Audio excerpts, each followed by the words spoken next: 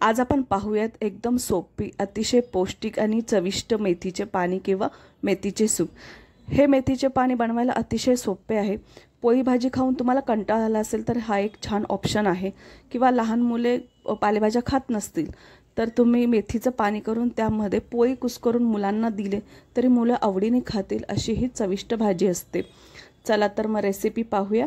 Hello my royal audience, welcome to my channel Rupal Royal किचनमध्ये तुमचं खूप खूप स्वागत आहे। मेथीचं पाणी बनवण्यासाठी मी ते गॅस ऑन केलं, गॅसवरती कढई ठेवली आहे। त्यामध्ये मी 3 चमचे तेल टाकलं आहे।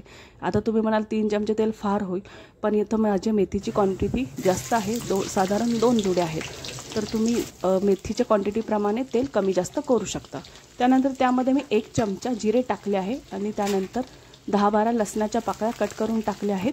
त्यानंतर मी 7-8 लवंगी हिरव्या मिरच्या उभ्या चिरून टाकलेल्या आहेत आणि ते सगळं छान व्यवस्थित तेलामध्ये परतून घेतलेलं आहे। लसूण छान सोनेरी रंग येईपर्यंत तळून घ्यायचे आहे आणि मिरच्याही डाग पडोस्तोपर्यंत छान तळून घ्यायच्या आहेत, कारण दोघांची चव ही छान उतरली पाहिजे भाजीमध्ये, त्यामुळे छान व्यवस्थित परतून घ्यायचं व्हिडिओमध्ये दाखवल्याप्रमाणे। लसूण व मिरची छान परतली गेली आहे तेलामध्ये। आता मेथी टाकूया। मेथी मी निवडून 3 वेळेस पाण्यातून काढून स्वच्छ धुवून घेतलेली आहे।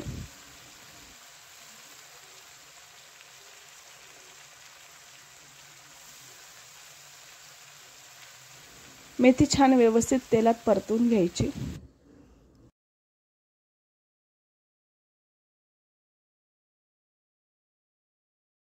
मेथीचं पाणी जितकं चविष्ट लागतं तितकं ते पौष्टिकही असतं। कोणी घरामध्ये आजारी असेल तर त्याला हे पाणी तुम्ही करू शकता, कारण हे पाणी पचायलाही हलकं असतं आणि पौष्टिकही असतं।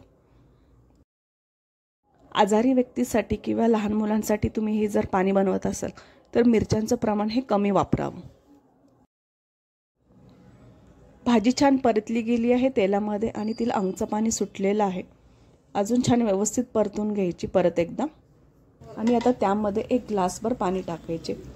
मी इथे 2 ग्लास जवळपास पाणी टाकले आहे, कारण माझे मेथीची जुडे ह्या 2 होत्या। तुम्ही मेथीच्या क्वांटिटीप्रमाणे पाणी टाकू शकता। चवीपुरतं मीठ टाकायचे आणि छान व्यवस्थित मिक्स करून घ्यायचे।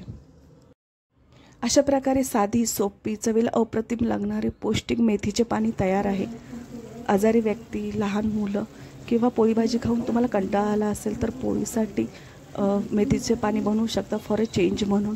माझी जर रेसिपी तुम्हाला आवडली असेल तर प्लीज लाईक करा, सबस्क्राईब करा आणि शेअर करा। Thank you so much.